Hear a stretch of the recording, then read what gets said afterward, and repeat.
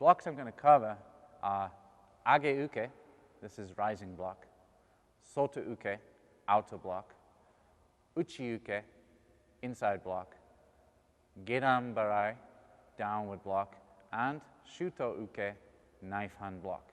These are the 5 blocks that are covered in the level 1, level 2 content areas, which bring us up to white, yellow, orange, green belt level. The first block is age uke, rising block. Rising block comes up the center and then twists and blocks at the top. Up the center, twisting and blocking at the top. With age uke, the wrist should be above the head. Not too far this way because now I can't see, and not too far the other way because now there's a chance of being hit still. And also it's not very strong at this point. So age uke, our hand marks the position at which we're going to block. Some styles of karate just block, like this. Shotokan karate, mark, then block, mark, then block, mark, then block. This could be interpreted also as perhaps a hair grab with a forearm strike, or grabbing the wrist and twisting and then breaking the arm this way. Grabbing and twisting and breaking your opponent's arm. So blocks are not always just blocks. And actually, a very interesting part in Japanese, the word for block is uke, but it doesn't translate directly as block. Uke means to receive. So a blocking movement, in English, block means stop, repel, don't let them get through, block. In Japanese, uke, ukeru, receive. So we're actually receiving their attack. We're taking their energy and deflecting it into a different direction with our block. So it's very important to understand the difference of concept in our minds between the Japanese way of thinking and the Western way of thinking. A block is not just a stopping movement. By receiving and using our twist of our arm for our different blocking movements, we receive their energy and redirect it to a different direction, allowing us to be effective with our block and also allowing us to conserve our energy. If we meet our attack directly, now we're like a head-on collision. Attacker comes, our block meets. This is not necessarily the right way to block. Instead, we need to absorb the energy and send it in a different direction. That way, we speed up their attack, but by redirecting their attack, our counter of our punch or our kick is like the head-on collision. We want our block to receive and our counter to be head-on. This is an important concept to understand when talking about blocks. So, getting back to the rising block, let me just show you the movement of the hands.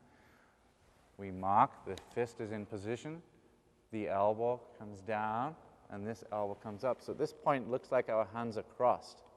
Then, this one here continues down into the fist position at the side, and the other one comes up, and the elbow starts moving outwards, and our wrist rotates. Now this is directly above here. We don't want this too low. 1, we might not be able to see, and 2, if someone did punch, we hit ourselves. Obviously that's not good. This should be above the head and away from the head, not too close. The twisting motion of the arm, the blocking arm at the end, this is the deflection. So as the opponent's punch comes to the head and this blocks, the punch is sent over the top of your head through this deflection move.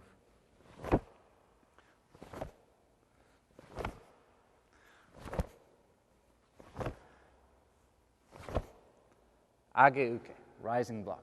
I'll show all of these moving forward too in a minute. Next block, outer block, soto uke. Soto uke. This block requires the twisting of the wrist for our deflection. So as our punch comes towards our solar plexus this time, rising block was against to the head, solar plexus this time, we meet and twist and deflect the punch past.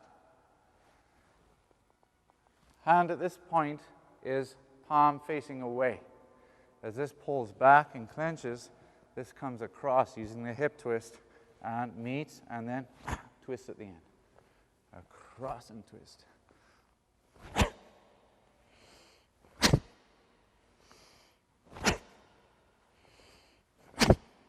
This is sota uke, outer block. The next block is inside block, meaning coming from the inside. Outer block coming from the outside. So uchi uke comes, the blocking hand now, both fists are clenched. This is underneath the pullback hand. And then as this hand pulls back, this one goes out. And again, wrist twist at the end of the technique. This provides the deflection, not just meeting head on. Twisting. Prepare and block. Prepare and block. 1, 2. 1, 2. Okay, with speed.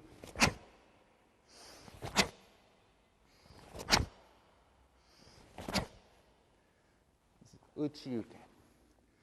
Next block is gedan barai. Gedan barai is your downward block. Downward block. Okay. Once again, towards the end, your wrist is twisting. All of the same with the punches, twisting at the end, blocking, twisting, twisting, twist, down, twist. This motion here provides the deflection. So with downward block, if I begin in a downward block position, my opposite hand comes across the body, level with the left shoulder in this case, and then as this hand pulls back, this one blocks down and twists. 1, 2. 1, 2. Like so. Now with power.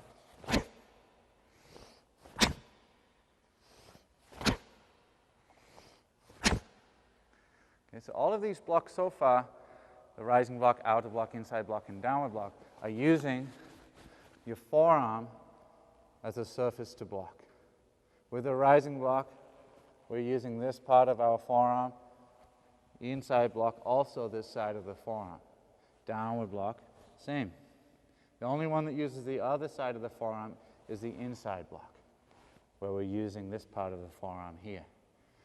Now, obviously we have our forearm bones beneath our muscle here, and sometimes one of the big complaints of beginner students is painful arms from contact with punches and blocking. This is natural. You shouldn't worry too much about it, because as your technique improves, you'll actually figure out how to block without that pain occurring quite so often. It's still going to happen. But while you're training, you're building up your arms through the conditioning of striking and blocking with your opponent, and gradually your arms are going to get used to that sort of thing. You won't experience very much bruising, and it won't feel quite so painful when you block, because you're learning how to deflect and receive your opponent rather than blocking straight on directly. This is when it hurts, straight at your opponent.